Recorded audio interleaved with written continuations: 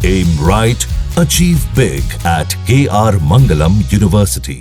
अक्षत, public तो आ रही है, साथ में नजर भी आने लग गई है। अभी उनकी समस्तीपुर में रैली हुई थी, बेगूसराय में कई जगह देखा कि भीड़ अब अपने आप जुटने लग गई है। तो आपको लग रहा है कि जो बात सर कह रहे हैं कि ठीक है, सुनने में अच्छा लग रहा है, आप मुद्दा भी उठा रहे हो, लेकिन जब आगे चल के मतदाता वोट बूथ तक पहुंचेगा तब तक स्थिति बदल सकती है। जी, मैं एक तो सर की बातों से दोनों का इसमें एक जवाब भी देना चाहूँगा कि प्रशांत किशोर जी पूरे विश्व में एक राजनीतिक स्ट्रैटेजिस्ट या विश्लेषक के रूप में जाने जाते हैं, जिसमें उन्होंने कई लोग ऐसे हैं जिनको जो आम भाषा में बोला जाता है कि वो राजा बनाते हैं, दलों के नेताओं को राजा बनाते हैं। इस बार जो उनकी स्ट्रैटेजी है वो वही है कि जो लोग हैं, जो बिहार का युवा है, उसको वो राजा बनाना चाहते हैं, माने उसको वो पावर जो है उनके हाथों में देना चाहते हैं। और इसमें मैं आपको बताऊं, आप बहुत सही बोल रहे थे सर कि उनकी जो रैलियां हुई हैं उसमें लोग जुड़ने लगे हैं और परिवार की मूलभूत बातों को क्योंकि वो कवर कर रहे हैं। पिछले 2 साल में 5000 किलोमीटर प्रशांत जी चले हैं, जिसमें से 5500 गांव में उन्होंने रात बिताई है। और ये जो मुद्दे निकल के आ रहे हैं, ये आप सब इस बात पे तो कोई आज देश में इनकार नहीं कर सकता है कि प्रशांत किशोर जी की रैलियों में बहुत भारी मात्रा में भीड़ उमड़ के आ रही है। वो भीड़ कौन है? ये भाड़े पे लाए हुए लोग नहीं हैं, ना ही वो लोग हैं जिनको झूठे वादे करके कोई लाया है। ये वही लोग हैं जिनके मुद्दों को प्रशांत जी बता रहे हैं कि आपके घर में आपका जो बेटा है वो पलायन करके दूसरे राज्य में जा चुका है, आपके यहाँ जो महिलाएं हैं उनको कम दरों पर ऋण देकर हम काम कराना चाहते हैं। तो ये वो मुद्दे हैं जिससे एक आम आदमी जो वहाँ रह रहा है जाति के परे, क्योंकि प्रशांत जी कहते हैं कि बिहार की सबसे बड़ी समस्या जाति नहीं है, बिहार की सबसे बड़ी समस्या है पलायन।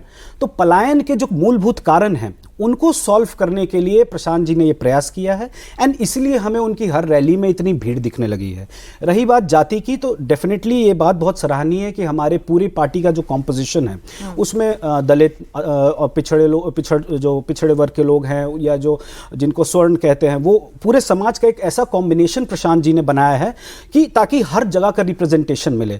बट इसमें यह बात भी भूलने की जरूरत नहीं है कि अभी भी, जैसे अगर आप लालू यादव जी की बात लें, तो भले वो यादवों के जब बड़े नेता हैं तो उसका जो वोट परसेंटेज है वो 2 से 3% है कहीं उनकी पार्टी में, लेकिन as a Bihari when he comes to Delhi तो जो उस प्रपोर्शन में जो उनकी फॉलोइंग है वो कई ज्यादा है। तो जाति से हटकर मुद्दों की राजनीति करने का प्रयास जो प्रशांत किशोर जी कर रहे हैं, इसी का ये कारण है कि इतना बड़ा जनसैलाब उनके साथ कनेक्ट कर पा रहा है, जुड़ रहा है देश से विदेश से। ठीक है देवेंद्र जी, आपने तो इतने इलेक्शंस कवर करे हैं, इतनी रैलियों में भीड़ देखी है, भीड़ हर बार हर एक की रैली में आ तो जाती थी, लेकिन वोट कहाँ का कहाँ चला जाता था, कई बार नजरों का धोखा भी हुआ है उसको पढ़ने में।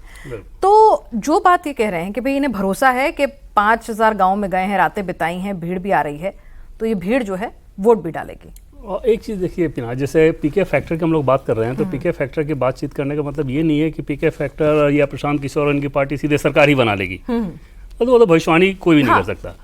क्या ये फैक्टर होने जा रहे हैं इस चुनाव में, अगर उसको समझना हो, और ये फैक्टर का मतलब ये है कि सिर्फ अपनी जीत के लिहाज से नहीं कि जीत के परिणाम को ये कई रूप में प्रभावित कर सकते हैं, ठीक है।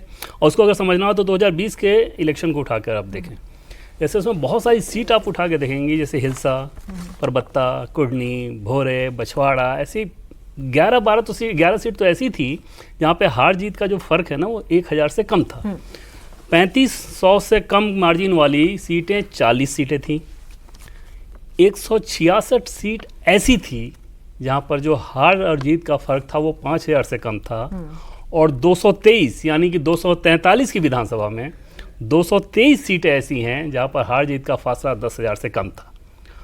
उस कंडीशन में जो पॉलिटिक्स 2020 की बाइपोलर पॉलिटिक्स थी, अगर एक तीसरा फैक्टर ऐसा आ रहा हो जो कि 5 से 10,000 वोट को इधर उधर अपने तरफ लेने की क्षमता रखता हो कई सारी सीटों पे, तो उस कंडीशन में आप समझ सकते हैं कि नतीजे कहाँ जा सकते हैं।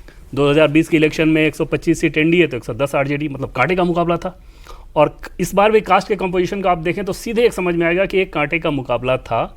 1 साल के अंदर इस व्यक्ति ने अगर अपनी धमक जतानी शुरू कर दी है, एक नरेशन बनाना शुरू कर दिया है, तो कई सारी सीटों पे ये असर डालेंगे। और एक इनके लिहाज से अगर आप देखें अभी तक जो दिख रहा है उसमें एक क्वार्टर फाइनल वाली स्थिति नज़र आ रही है।